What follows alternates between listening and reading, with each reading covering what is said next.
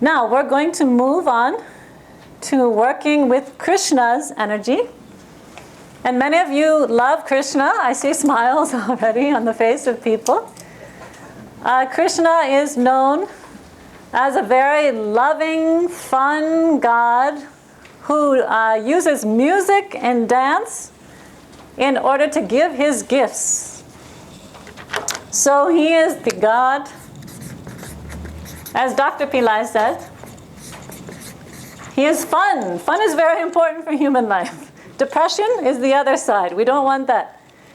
And his fun comes through music and dance. There are stories of great saints who would only sing and dance.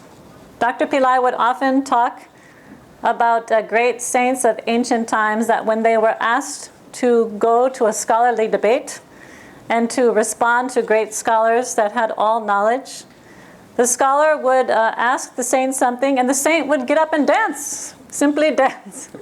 That was their response, because dancing and music is the most direct pathway to God. In fact, the philosopher Nietzsche said, "I never trust a God who doesn't dance." So Krishna is a God who does music and dance. And through his music and dance, he creates all the material abundance in the world. Krishna is full of the energy to create material abundance. As Dr. Pillai explains, Krishna is actually the quantum sound frequency for this archetype. There are many other quantum sounds for Krishna, but Krishna itself, the word Krishna, is a very powerful sound. The sounds of Krishna contain what Dr. Pillai calls bosonic energy.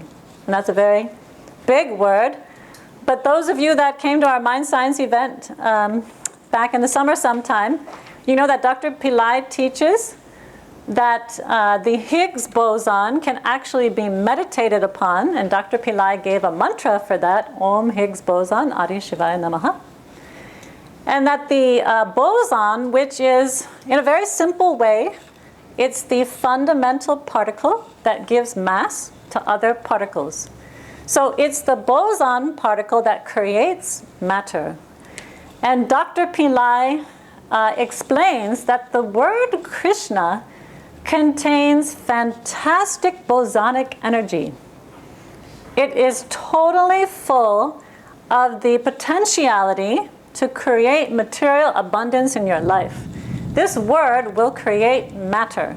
Matter is any kind of material abundance. So the sound Krishna in itself conveys the full power of Krishna. It's a very, very powerful word. And Krishna will also lead you to enlightenment.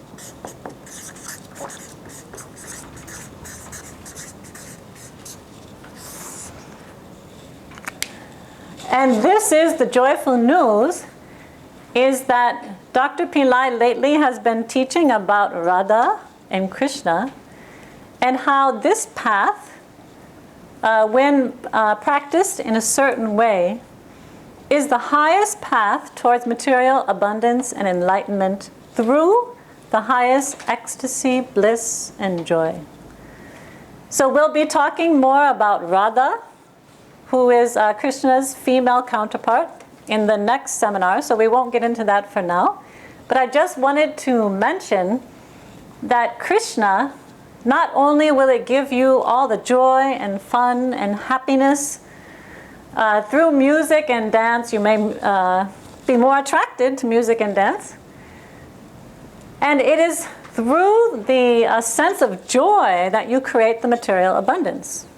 And beyond material abundance, this incredible sense of bliss that you can receive from Krishna will literally lead you to enlightenment. So the bliss of Krishna is something which is both material and spiritual. It's the pathway of bliss to both material and spiritual abundance. So how do we connect with Krishna? With him, everything is very simple and very easy. If you just repeat this word, Krishna, Krishna, Krishna, Krishna, Krishna, Krishna, that word in itself has the energy of the Higgs boson. This word will help you create all material abundance. And when you repeat Krishna, you will be filled with joy, with bliss, with ecstasy. It is a very fundamental quantum sound frequency to connect with Krishna. So Dr. Pillai explains that you don't need to get mentally involved in thinking, who is Krishna and what is he in my life? You just keep saying Krishna, Krishna, Krishna, Krishna, Krishna. Now, how can you keep your focus on Krishna when the mind wanders off? So he explains that if you use... Sorry, I moved away from the camera.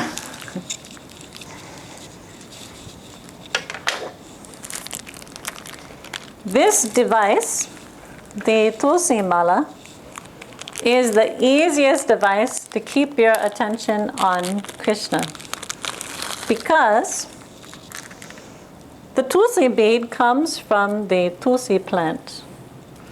And the Tulsi bead itself carries the full vibration of Krishna.